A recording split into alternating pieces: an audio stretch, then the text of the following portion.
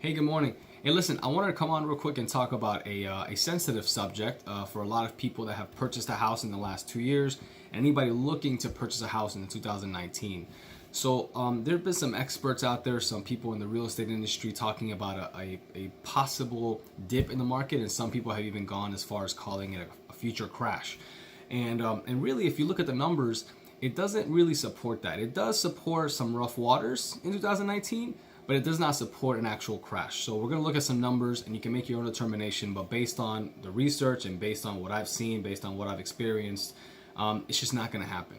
So in 2006, there was 540 foreclosures, 541,540 foreclosures, compared to this year, 2018, 216,380 foreclosures. Now, both of those numbers are within the first 3 quarters of the years, respectively.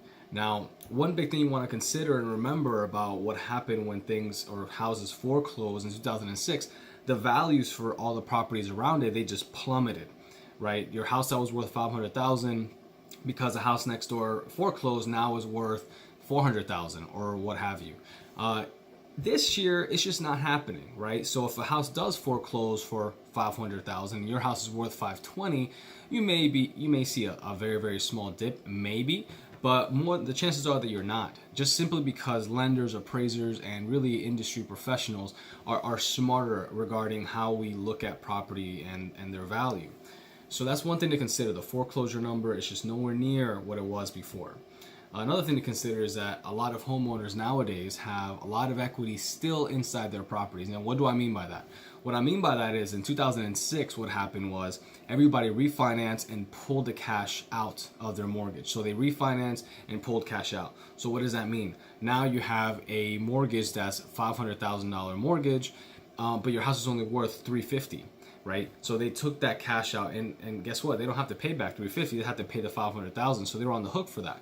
So the total number of cash being pulled out, by refinance was $321 billion with a B in 2006. In 2018, again, in the first 3 quarters, was 38 billion. Granted, billion is a scary number, right? It's a scary word. It's a humongous number. But when you compare 38 billion to 321 billion, I mean, that's such a vast difference that it just does not compare.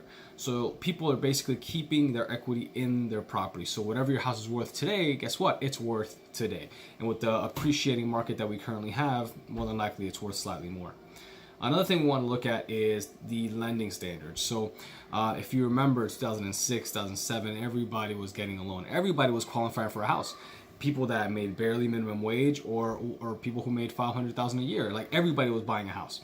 Now, there's a factor that people that lenders go by. It's called the Mortgage Credit Availability Index.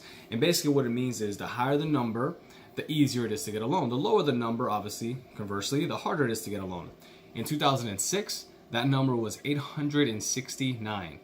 In 2018, today, it's 188. So what does that tell you? That tells you that while there may be some people nowadays getting mortgages that you didn't think would be able to, it's still harder to qualify for a mortgage based on loan to debt, debt to income ratios or income or what have you.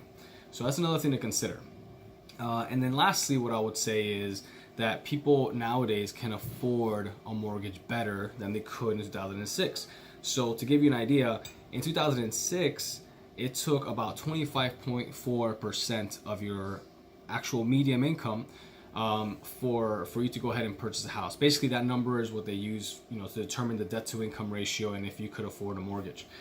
Today, you only really need 17.5% of the median income in order to go ahead and get a mortgage. So what does that mean? That means that today more people can qualify to get a mortgage. So it's a balancing act, because even though more people can qualify because less of their income is used for mortgage purposes, at the same time, that index I was talking about just now, being at 188, it balances itself out. They have tougher standards, but even though the tougher standards are there, more people can actually afford the home. So it's kind of a balancing act. So as I said, is there a market crash coming? I really don't think so. There's some experts out there that use that scary word, crash. I do certainly believe there's going to be some rough waters. There may be a few small dips, very, very small dips, maybe some uncertainty, maybe even just a leveling out. Maybe everything's going to level out and then we're going to see a change here in the next few years. But I do not believe that in 2019 there will be a crash. I think we're in a very healthy market and I think there's very good things to come. So stand by for that. If you guys need any more information regarding what I just went over, please give me a call, 407-308-4518, or you can always email me any questions you may have at peter@flreagent.com. Again, peter@fl, as in Florida, reagent.com, and I'll be happy to send my information to you or maybe get you some more information that I maybe did not cover during this small video. So anyway, have a great day, have a great week, and let's go ahead and finish out this year with a bang. All right.